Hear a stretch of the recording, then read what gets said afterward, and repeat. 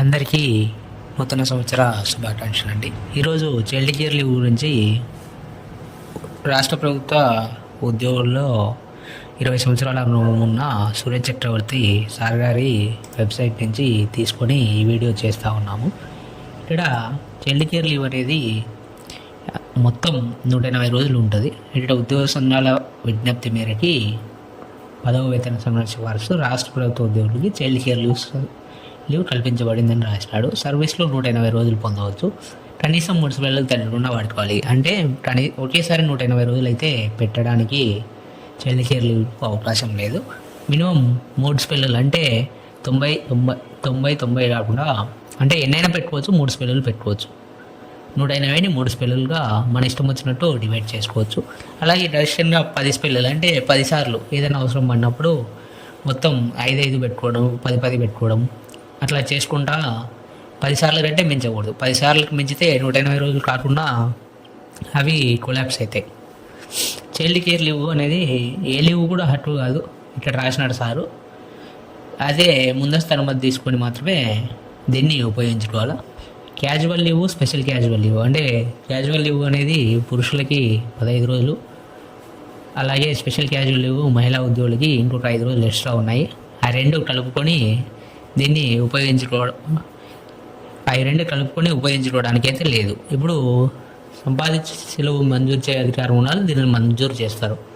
అంటే మనకి ఈఎల్ ఎవరైతే ఎన్కాష్మెంట్ చేస్తారో వారితో పాటు వారు మాత్రమే దీన్ని చైల్డ్ కేర్ లీవ్ని ఇవ్వడానికి ఉంటుంది. అర్హతలు వచ్చేసి 18 సంవత్సరాల లోపే ఉండాలి పిల్లల వయసు. అట్లా అంటున్నా మహిళా ఉద్యోగులకు దీనిని 180 రోజులు ఉపయోగించడానికి ఇస్తారు. అలాగే విభిన్న ప్రతిభావంతులైన దివ్యాంగులైన విద్యార్థులతో వాళ్ళకి మినహాయింపు ఉంది. 22 సంవత్సరాల వరకు వాళ్ళు ఉపయోగించుకోవచ్చు. పిల్లలు ఉద్యోగిపై ఆధారపడి ఉన్నాయి. అలాగే పురుషులకు కూడా ఒక అవకాశం ఇచ్చారు. అంటే పురుష ఉద్యోగులకి సింగిల్ పేరెంట్స్ అంటే పెళ్లి కాని వారు ఉంటారు.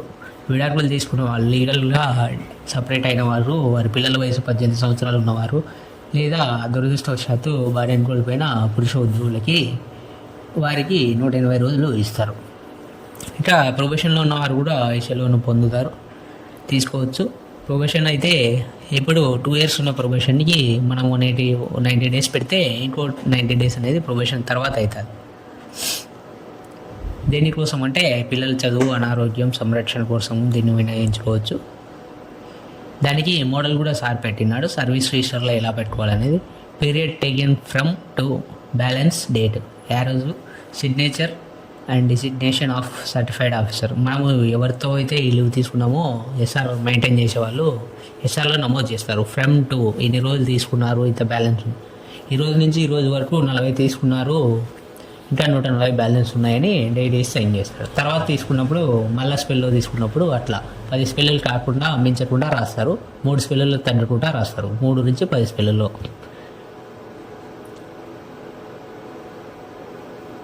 ఈ సెలవును ఉద్యోగి చైల్డ్ కేర్ ఖాతాలో మాత్రం తగ్గిస్తారు. ఈఎల్ కానీ హాఫ్ పే లీవ్లో కానీ తగ్గారు. ఇది ఉద్యోగి సెలవు మంజూరు చేయ అధికారి ఆ పోస్ట్లో ఎవరిని నియమించాలనేది చైల్డ్ కేర్ లీవ్ అయినప్పుడు మంజూరు చేస్తాడు.